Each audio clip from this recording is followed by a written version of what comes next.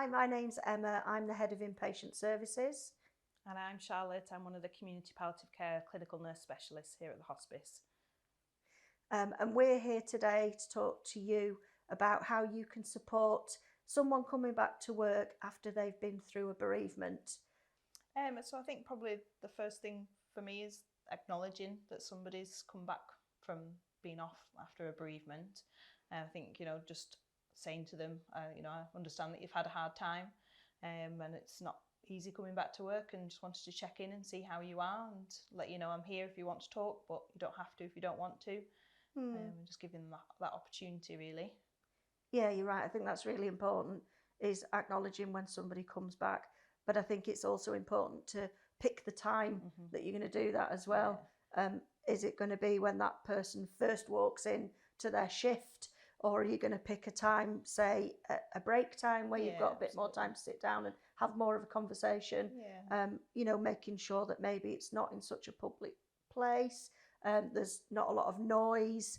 And like you said, thinking about how you open up that conversation to somebody, because I think it can be quite daunting to know how to talk to someone when they've just kind of come back to work. Yeah, so yeah, it's asking things like, I recognise, like you say, you've been through a difficult time. Is there anything that I can support you with today?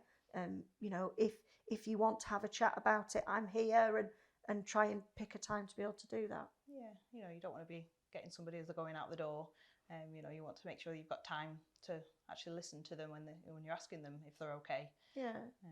And just as importantly, if you find them upset and they're crying, it's about dealing with how they want to be dealt with. They might not want everybody to descend on them. They might want to have a little bit of one-to-one time with you, or they might just want to go off on their own and go and get a bit of fresh air or something. And that just can make them feel more secure, can't it, in that environment? Yeah, I think because obviously when people first come back to work, it can be quite overwhelming when they walk into work, and that's when you might see somebody, have a few tears, and it's important to try and support them, and do that in the best environment. It could be that you just gently guide someone off to a more private area, and you just be with them whilst they're upset. It's not trying to stop them crying or suggest that they shouldn't be crying. It's just, I'm here for you, and just making sure that they feel comforted and supported. Yeah, absolutely. I think it's making sure that they're feeling okay about being at work as well, isn't it? How does it feel today being at work? Does it feel okay? And there might be certain aspects of the job that they're finding harder. It might be that, if they're surrounded by people, they find it harder, and they might want to be on their own with a computer or something. Yeah, or true. Being surrounded by people might make it easier for them, distraction, and keep their mind off it.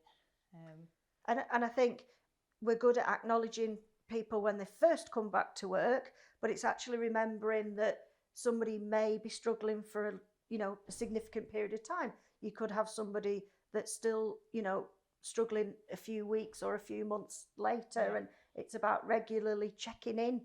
Especially special occasions, Christmas, birthdays, that kind of thing.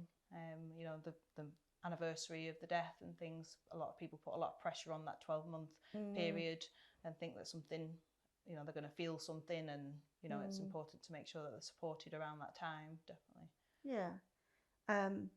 And maybe saying to somebody when they're at work, if you see that they are struggling, is suggestions of time out.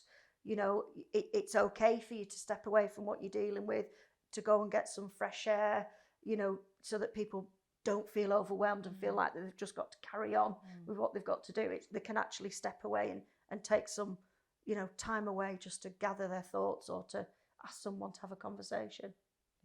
Yeah, absolutely. Well, hopefully there's been some helpful tips for you there to take away this Dying Matters week.